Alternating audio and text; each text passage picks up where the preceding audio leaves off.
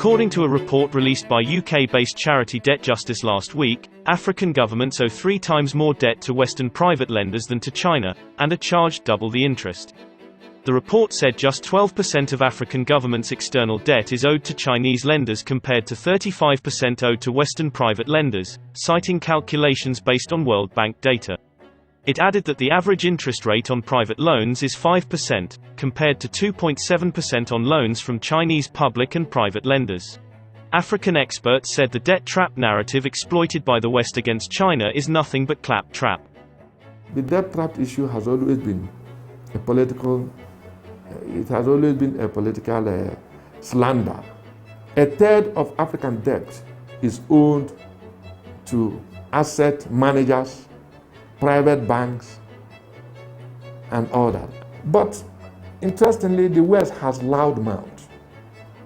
The monopoly of global media means they could shout from the rooftops and get everybody listening. A greater percentage of Africa's external debt is not China. It is the private lenders. China's investment, I wouldn't consider it as a debt trap because China has the kind of negotiating position where it would like, number one, to look into the success of the BRI because many of these projects are part and parcel of the BRI.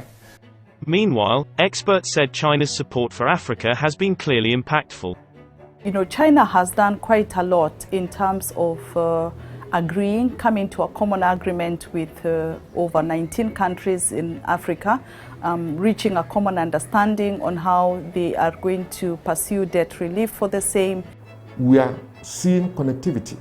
We are seeing airport remodeling. We are seeing port remodeling. These are not propaganda. These are reality. So nothing is clearly open to the destruction of the so-called China debt trap in Africa. Partnership with China is not a partnership based on China telling us what we need.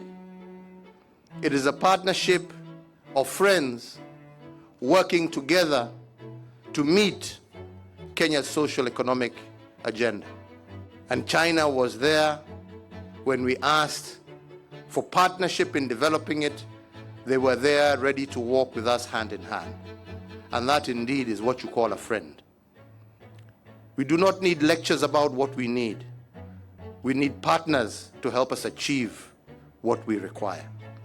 Experts said China has demonstrated what a responsible global power should do by fully implementing the G20 debt service suspension initiative for poorest countries, adding that Africans want to see more of such an example.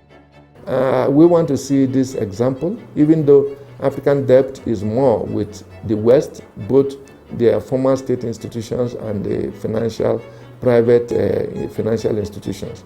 Opportunities have never been better for Africa. I know we are focusing now on the issues of China, the so-called debt trap. We are focusing on more and more of Chinese business coming to Africa and so on. I think that's a negative way of thinking. We have never in our history had so much resources dedicated to African development.